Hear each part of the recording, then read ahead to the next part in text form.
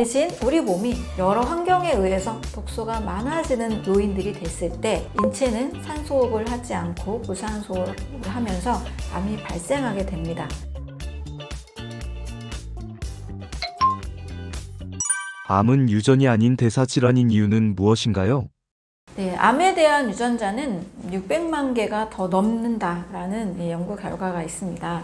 유전자를 찾기에는 사실 상당히 어려운 거죠. 왜냐하면 암세포가 생기는 환경을 1931년도에 바르부르크라는 학자에 의해서 노벨상을 받은 내용으로 밝혀진 바 있습니다. 정상세포에 산소 공급을 끊었더니 정상세포도 암세포로 발현한다라는 특징을 발표했습니다. 그래서 암세포는 산소가 부족한 환경에서 무산소 호흡을 하는 세포로 돌연변이로 생겨나게 됩니다. 근데 그 배경에는 산소가 부족한 상황으로 우리 몸이 환경이 바뀌었을 때 독소라든지 산소 공급이 잘 안 되는 여러 요인들에 의해서 세포가 변성된다는 거죠. 그래서 암은 유전자로 밝혀내기에는 너무 많은 유전자가 존재하는 거죠. 이제 일부 유전자를 밝혀서 어떤 표적항암 치료제나 또 이제 암 치료제로 사용하기도 하는데요. 공통적으로 다 이제 내성이 생기는 또 특징을 가지고 있습니다. 따라서 유전자를 밝히기는 어려운 거고요. 저도 연구소에서 암을 일으킨 유전자를 그토록 찾으려고 노력을 했지만 특정 단백질과 유전자를 찾는 것은 굉장히 어려운 일이었습니다. 대신 우리 몸이 여러 환경에 의해서 독소가 많아지는 요인들이 됐을 때 인체는 산소호흡을 하지 않고 무산소호흡을 하면서 암이 발생하게 됩니다. 보스턴 대학의 토마스 세이프리드는 2014년경에 암은 대사질환이다 라는 책을 발표를 했습니다. 암세포의 특징을 보니까 암세포는 정상세포와 확연하게 다른 세포 대사를 하고 있고 특히 미토콘드리아 기능이 손상된 상태라는 것을 발견을 했습니다. 그래서 암세포의 미토콘드리아를 정상세포에 이식을 했더니 정상세포도 암세포로 바뀌는 거예요. 반대로 정상세포의 미토콘드리아를 암세포에 이식했더니 암세포가 더 이상 자라지 않는 특징으로 정상으로 바뀐 결과를 발견했습니다. 그래서 이 세포 대사에서 이 산소와 또 포도당을 이용하는 그 대사가 변성이 된 상태다라는 것을 증명한 결과 암은 대사질환이다라고 밝혀낸 거죠. 또 2010년경에 후성 유전학이 발표가 됐죠. 후성 유전학은 DNA 그 자체보다 DNA가 발현되는 그 과정, DNA 메틀화, 히스톤 단백질화라는 이 과정을 통해서 비정상적인 단백질, 새로운 단백질로 만들어진다라는 결과를 발표했습니다. 후성 유전학이라는 것 자체가 바로 유전자가 발현되는 그 환경이 중요하다라고 이야기를 하고 있기 때문에 여러 다양한 연구 결과, 1930년도부터 2010년, 2014년 여러 연구 결과들이 모두 공통적으로 암은 유전질환이 아니라 대사질환이다라는 것을 이야기하고 있는 거죠. 또 최근에는 저에게 이제 많은 환자들이 오시는데 가족력이 하나도 없는데 저는 암이 생겼어요. 이렇게 말씀하시고요. 그 이야기로는 이제 나의 신진대사, 내가 좀 나쁜 생활 습관을 가지고 있었어요 라고 또는 스트레스를 많이 받았어요. 이렇게 많이 말씀들을 해주고 계십니다. 그래서 제가 연구한 바, 또 연구 자료들, 또 많은 환자들을 통해서 어떤 인체의 세포 기능, 또 신진대사 문제로 인한 암세포가 생기는 거고 암세포는 환경에 의해서 결정이 된다라고 볼 수 있습니다. 또 반대로 여러 이 나빴던 생활 습관, 또 좋지 않았던 마음의 스트레스 상태를 개선을 해서 몸의 환경을 바꿔줬더니 암이 줄어들고 사라지고 건강한 몸으로 회복되는 사례가 너무나 많이 있습니다. 그래서 암은 있다가 사라질 수도 있고요. 또 없던 가족력에서 생길 수도 있다라는 것을 잘 기억하시면 좋겠습니다. 암 치료의 새로운 패러다임은 무엇인가요?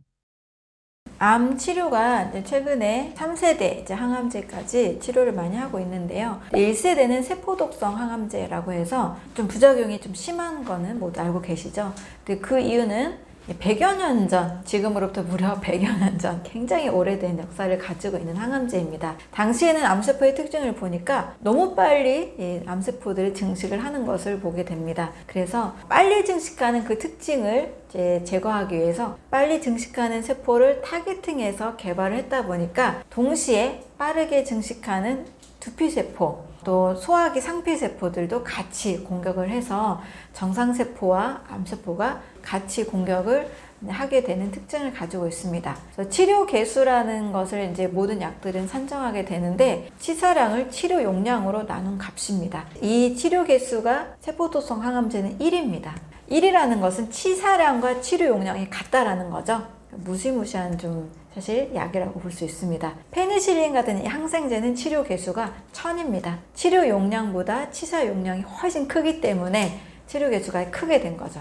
치료 개수가 큰 약일수록 안전한 약물, 치료 개수가 1에 가까울수록 굉장히 좀 무서운 정상세포도 같이 죽이는 무서운 약물이라고 볼 수 있습니다. 이렇게 부작용이 좀 심하다 보니까 암세포만 좀 더 타겟팅해서 죽이면 좋겠다라고 이제 개발한 게 2세대 표적 항암제입니다. 정상세포는 공격하지 않고 암세포만 이제 공격하는 특징을 가지고 있습니다. 그래서 표적 항암제는 지금도 사실 이제 1세대 항암제와 같이 병행하기도 하고 또 굉장히 많은 치료 성적을 거두고 있기도 합니다. 하지만 역시 이제 약성을 가지고 있다 보니까 또 다양한 이제 부작용들이 발생을 하죠. 표적 항암제를 통해서 암세포를 제거하는 이제 좋은 효과도 있는 반면 여러 소화가 안 된다든지 또 여러 간 수치가 상승하고 또 여러 알레르기가 생긴다든지 부작용도 사실 같이 있는 것이 현실입니다. 또 이제 암세포가 표적 항암제를 맞다 보면 어느 순간에 또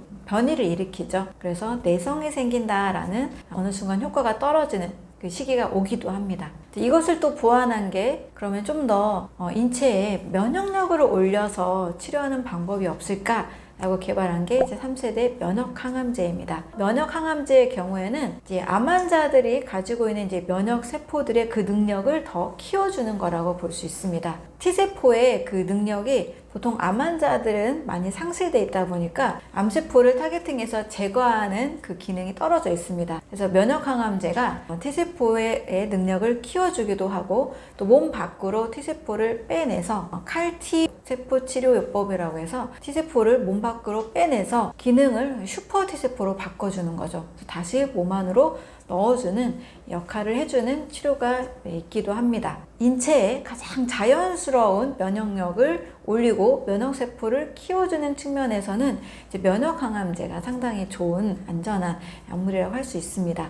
하지만 이것도 역시 인위적으로 이 T세포, 면역세포들을 더 활성화시켜주다 보니까 오히려 과면역이 일어나기도 하고 여러 면역 부작용들이 생기기도 합니다. 가장 자연스럽게 일단 항암 치료도 같이 병행하면서 동시에 인체의 면역력을 일단 음식을 잘 먹고 건강한 세포를 분열하는 신진대사 강화, 인체의 면역력을 자연스럽게 올려주면서 병행하시는 것이 가장 부작용도 적고 또 이 항암제의 그런 독성들, 그 부작용들을 잘 이겨낼 수 있는 방법이라고 볼 수가 있습니다.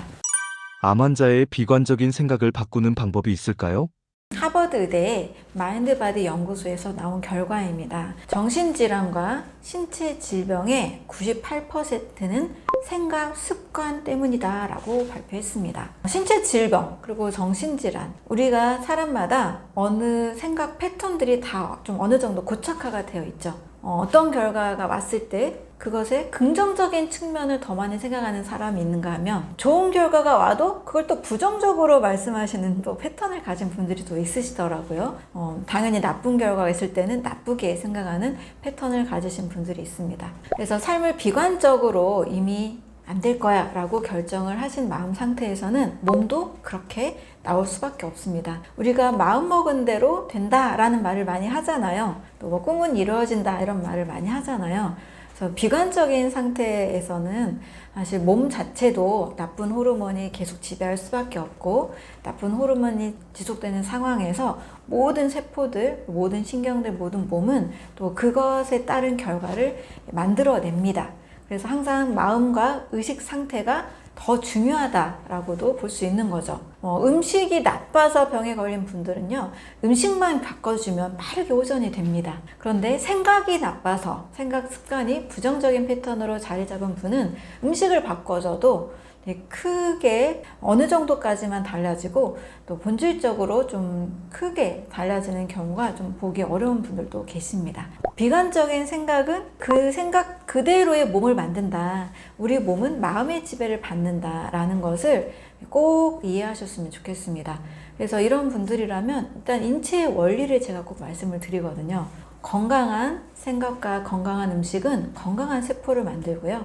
나쁜 음식과 나쁜 생각은 나쁜 세포를 만들어냅니다. 우리의 세포는 내가 주입한 음식과 생각 패턴대로 만들어집니다. 그러면 이왕이면 두 가지 중에 하나잖아요. 건강한 음식과 건강한 생각을 주입하는 것이 늘 세포 분열이 일어나는 우리 몸에 있어서 중요한 요소라고 볼 수 있죠. 굳이 나쁜 걸 선택할 필요가 없다는 겁니다. 내가 선택한 대로 현실이 만들어진다라는 그 원리를 저는 믿고 있습니다. 그래서 건강한 음식과 함께 건강한 생각, 반드시 원리를 잘 이해하시고 그 원리를 이해하신 만큼 실천을 하신다면 좋은 결과가 올 수 있습니다.